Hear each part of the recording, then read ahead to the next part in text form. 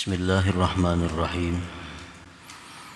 Alhamdulillahilladzi ja'ala jihadan nafsi akbara min jihadil kufar wa dararaha aqbahal madar. Asyhadu an la ilaha illallah wahdahu la syarikalah al-wahidul qahhar wa asyhadu anna sayyidana Muhammadan abduhu wa rasuluhul mukhtar. Allahumma salli wa sallim wa barik ala sayyidina Muhammadin imamil muqarrabin wal abrar wa ala alihi wa sahbihi wa dzurriyyatihi al-akhyar, amma ba'd. Yang kita hormati dan kita cintai para habaib dan alim ulama, para muhibbin, hadirin hadirat rahimakumullah.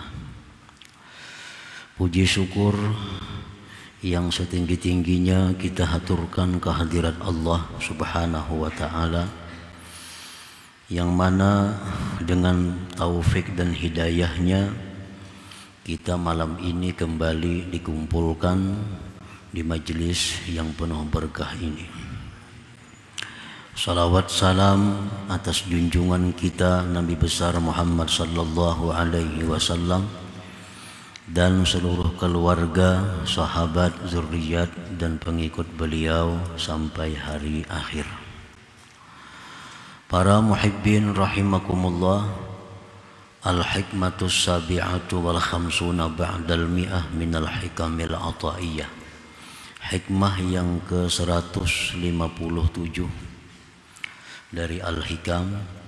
Qala al-Imam Ahmad ibnu Athaillah As-Sakandari rahimahullah wa nafa'ana bi'ulumihi wa asrarihi.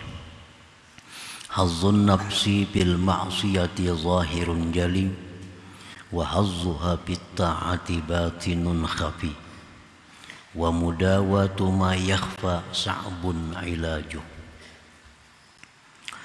Artinya, bermula bahagian nafsu dalam suatu kemaksiatan yang demikian itu jelas dan nampak. Artinya bahwa maksiat itu dorongannya adalah daripada nafsu. Wa hazzuha bit ta'at, dan bahagian nafsu di dalam ketaatan. Kadang-kadang nafsu bisa mendorong kita untuk taat kepada Allah. Nah, itu bahagian nafsu di dalam ketaatan itu batin tersembunyi. Wa mudawatu ma yakhfa, mengobati sesuatu yang tersembunyi itu sa'bun ilajuhu, sulit pengobatannya. Nah, para muhibbin rahimakumullah, artinya nafsu kita ini biasanya itu mendorong kita untuk suatu kemaksiatan. Karena di situ ada kesenangannya. Nah, nafsu kita mendorong kita kepada perbuatan yang dilarang Allah, karena disitulah kebahagiaan nafsu. Tapi kadang-kadang nafsu ini bisa pula mengajak kita untuk ketaatan.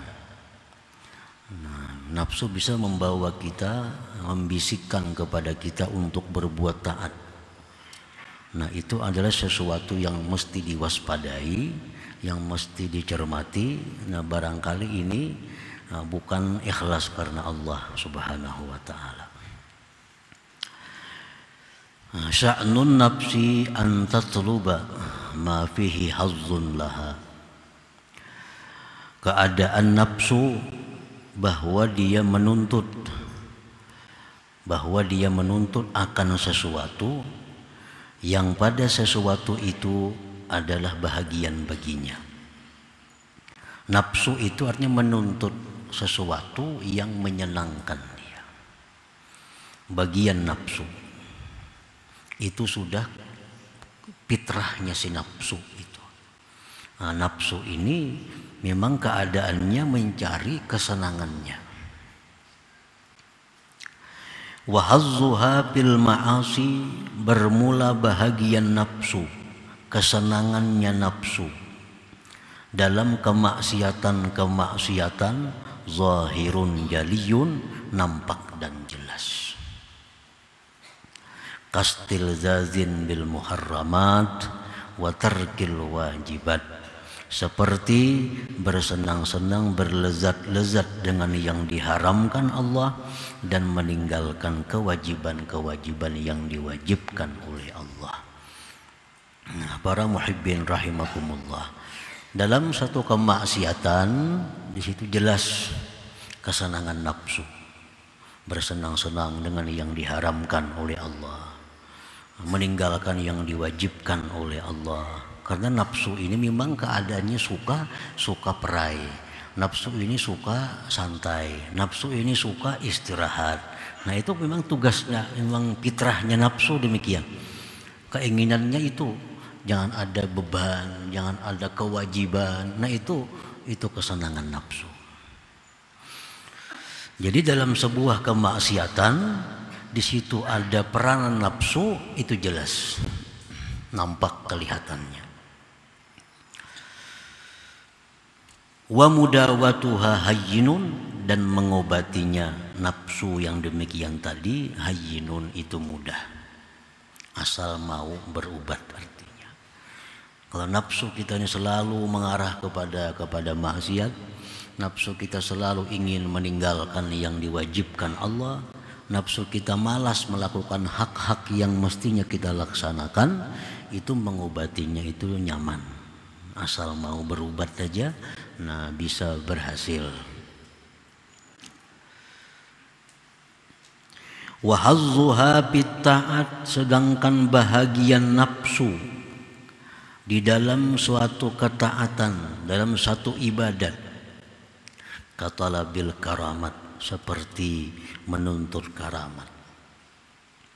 Nah, seseorang tuh bisa suka baca Quran, rajin sembahyang sunat, rajin bersedekah, rajin sembahyang tahajud. Nah, tetapi di situ ada keinginan nafsu untuk dapat karamat dari Allah. Nah, ini bagian nafsu dalam sebuah ketaatan. Itu mungkin kita kadang menyadari bahwa dirasa itu baik, dirasa itu boleh-boleh saja, bahwa kita melaksanakan taat tetapi kita mengingini suatu karamat yang diberikan Allah. Nah, itu ada nafsu di situ. Wal ittila bil mughayyabat, seperti ingin mengetahui dengan perkara-perkara yang gaib. Hanya misal mengamalkan satu surah dari surah Al-Quran dengan harapan bisa mengetahui perkara-perkara yang gaib. Nah, ini adalah bagian dari nafsu dalam sebuah ketaatan. Ini membaca misal surat ini 1000 kali, surat apa misal dibacanya, tujuannya supaya dapat karamat, supaya dapat mengetahui perkara yang gaib, supaya bisa mengetahui isi hati orang. Nah, ini bagian nafsu dalam sebuah ibadah. Wa kahubbil khususiyah wal manzilati 'indan nas, seperti menyukai mendapatkan keistimewaan dari Allah, kedudukan, kehormatan di sisi manusia. Nah, bahagian nafsu dalam hal-hal tersebut batinun khafi, itu batin lagi tersembunyi. Kita beribadah kepada Allah, membaca ini, melaksanakan ini, ibadah kepada Allah. Tapi dalam ibadah itu ada keinginan untuk mendapatkan satu keistimewaan dari Allah. Nah, ini anggarannya, ini namanya adalah bahagian nafsu. Berarti dia beribadah itu bukan semata-mata mencari keridhaan Allah, tapi ada sesuatu ipik yang didapatnya. Nah, ini tersembunyi. Wa mudawatuha as'ab minal awal, mengobati ini lebih sulit dari yang pertama tadi. Kalau orang nafsu hendak maksiat, nafsu hendak berjudi, minum arak, berzina, melakukan riba, nah mengobatinya itu kada sesulit yang ini. Kalau kita beribadah kepada Allah menghendaki suatu kemuliaan, Kita beribadah kepada Allah menghendaki satu kedudukan, kita beribadah kepada Allah ingin jadi wali. Nah, ini bagian nafsu. Bagian nafsu. Mengobatinya itu adalah lebih sulit dari yang pertama tadi. Li'anna mudawatal awwali, karena mengobati yang pertama, yang mana dirinya hendak melakukan maksiat, hendak meninggalkan yang wajib. Nah, mengobati itu mungkin bil uzlah, dengan uzlah. Nah, ini nafsunya ini mendorong inya minum arak, mendorong inya berzina, mendorong inya berkata-kata nang kada bagus, mendorong inya untuk hal-hal nang negatif. Nah, ini mengobatinya bisa dengan cara uzlah. Dengan cara uzlah. Uzlah artinya apa? Bisa uzlah ini uzlah kecil, uzlah sugra, tetap aja di kampung berdiamnya, tapi dia menghindari pergaulan-pergaulan selain yang diwajibkan dan disunnahkan. Paling sembahyang Jumat ke masjid boleh habis, kada turun lagi nya ke tanah. Sembahyang zuhur ke masjid habis zuhur boleh. Sembahyang asar ke masjid habis asar boleh. Nah, kada ada singgah di warung bepandiran, kada ada. Nah, ini mengobatinya mudah. Dengan uzlah, nah bisa terhindar dia dari kemaksiatan tadi. Wal firar min mawatil asrar, dan lari daripada tempat-tempat orang jahat. Nah, dulunya misal kita suka melakukan maksiat karena kita suka berkumpul di tempat-tempat orang jahat. Nah, imbah ampih ke sana jangan lagi. Sudah berhenti kita melakukan kemaksiatan tadi. Wa bi suhbatil akhyar, dengan berkawan orang-orang yang baik. Dulunya kita suka melakukan maksiat karena kawan-kawan kita ini ketujuh maksiat. Kita ketujuh menggunjing, menggibah orang karena kawan kita ahli gunjing. Itu mengobatinya nyaman. Jangan dikawani lagi ini tuh. Jangan dikawani lagi. Ganti kawan dengan akhyar. Ganti kawan dengan yang baik, yang suka berzikir, yang suka bersalawat, suka memberikan nasihat. Ganti kawan dengan itu, otomatis kita akan jadi baik. Man sahibal akhyar sara minal akhyar wa in kana minal asrar. Itu perkataan ulama. Man sahibal akhyar, siapa yang berkawan orang baik, sara minal akhyar, dia akan jadi baik. Wa in kana minal asrar, sekalipun dia orang jahat. Sekalipun dia orang jahat, karena selalu berkawan orang baik, dia akan jadi orang baik. Wa bi kasrati ta'at wal azkar, nafsu yang suka maksiat itu bisa diobati dengan banyak berbuat taat dan zikir-zikir. Wa sama'il ayat wal akhbar, mendengari ayat-ayat Quran dan hadis-hadis Rasulullah sallallahu alaihi wasallam. Walhasil mengobati nafsu yang suka dalam satu kemaksiatan itu kada terlalu sulit asal mau mengobatinya. Asal hakun berubat. Bi khilafis sani, bersalahan yang kedua.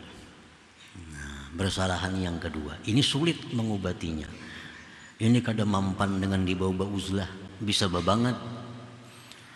Dibawa banyak berzikir, bawa banyak berselawat, bisa bertambah sakit. Karena ini orang nafsunya itu ingin punya karamat dengan taatnya itu.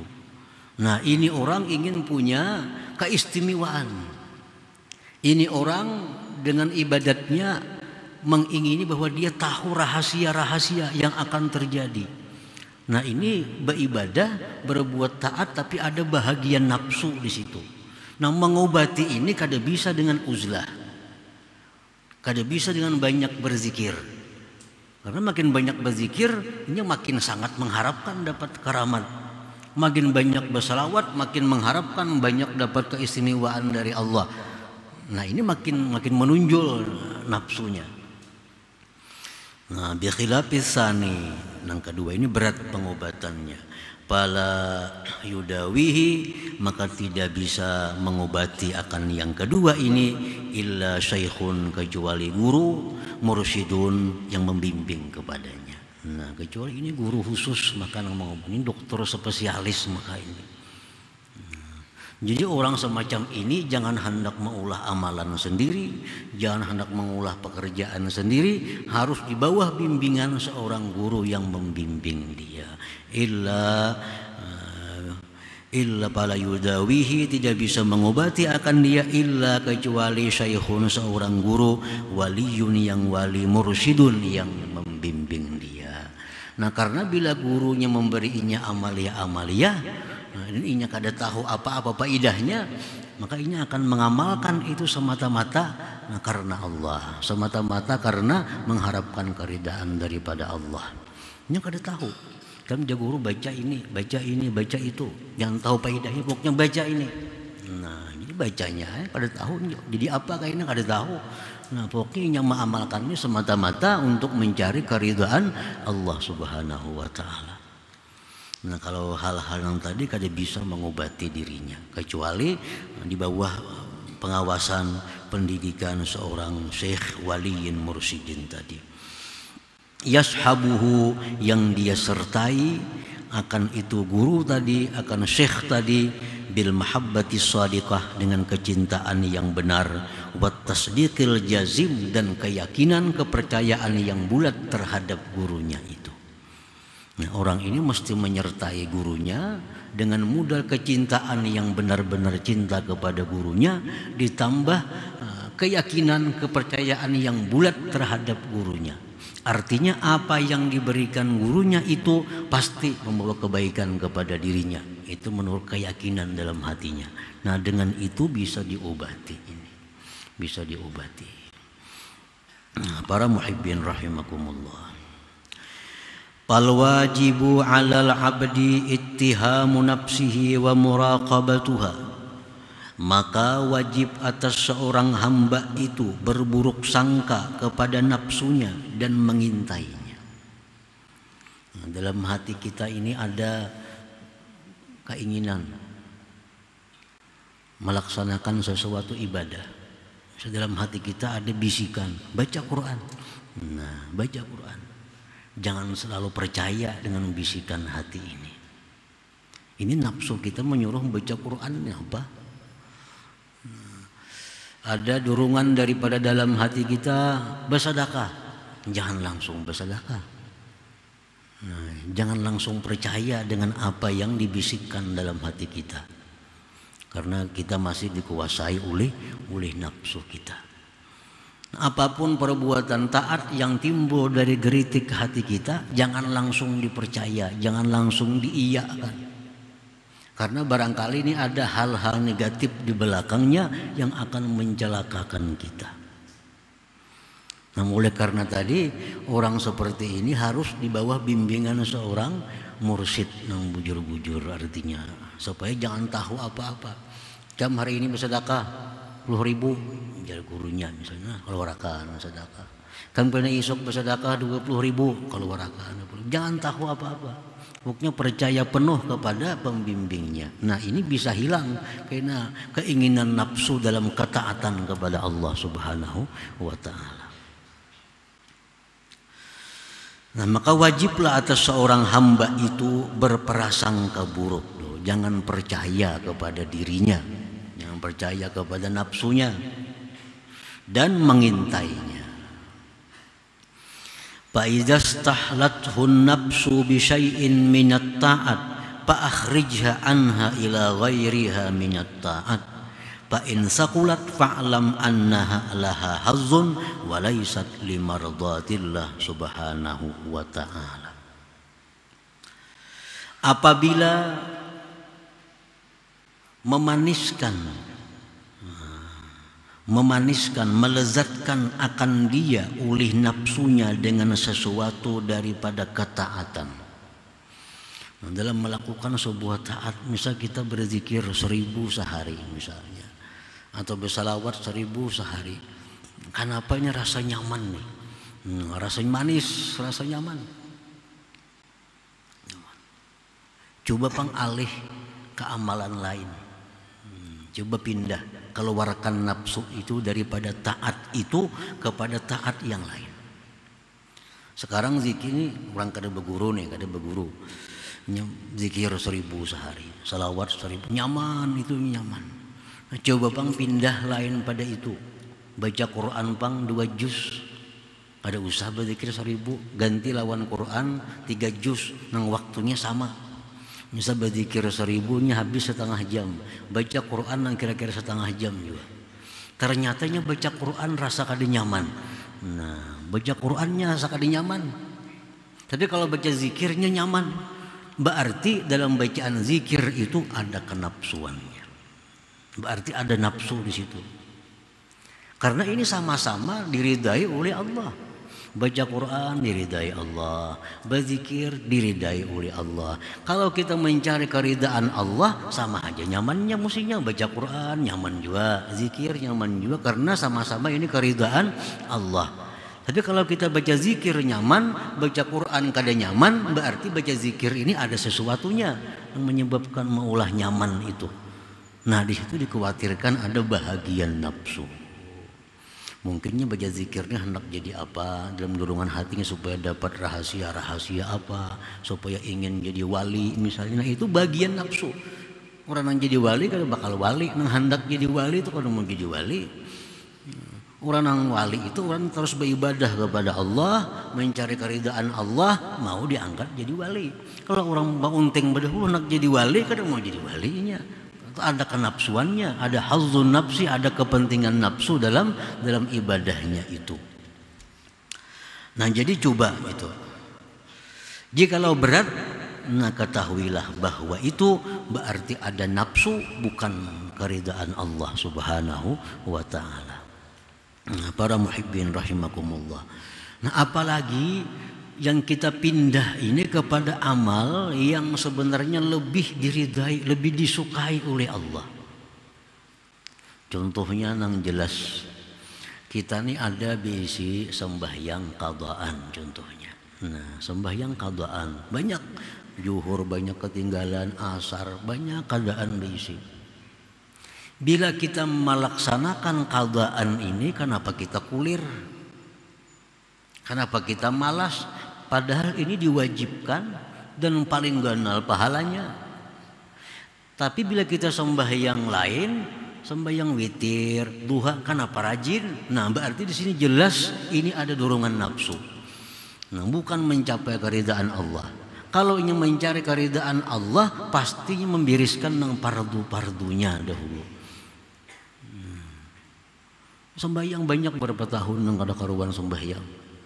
Nah, mendengar ada fadilat witir bagus, hendak berwitir. Mendengar ada sembahyang duha, hendak duha. Ini jelas sudah nafsu, bukan mencari keridaan Allah. Jika mencari keridaan Allah, nah pasti nang perlu diberiskannya, nang paling disukai Allah. Amalan nang paling disukai Allah, yang paling besar pahalanya, yang paling cepat mendekatkan kepada Allah, melaksanakan yang dipardukan Allah. Itu paling banyak pahalanya nang dipardukan oleh Allah. Hajar nang sunat-sunat ini. Nah, itu atau kita membanding dengan yang sama. Sama martabatnya. Sama misalnya ibadah ini dengan ibadah ini sama, tapi kita katuju sebuting ini kada katuju. Nah, berarti nang katuju itu ada nafsunya. Kada murni mencari keridaan Allah. Jika murni mencari keridaan Allah, kedua-duanya kita suka, kedua-duanya kita nyaman.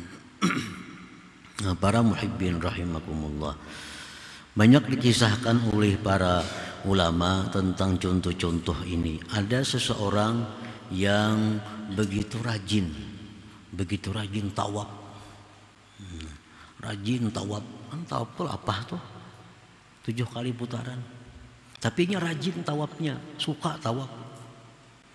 Begitu disuruh oleh mamanya, nak ambilkan pang banyu sagayong di dapur, nah berat hatinya. Sudah tawaf maka rajin 7 kali putaran.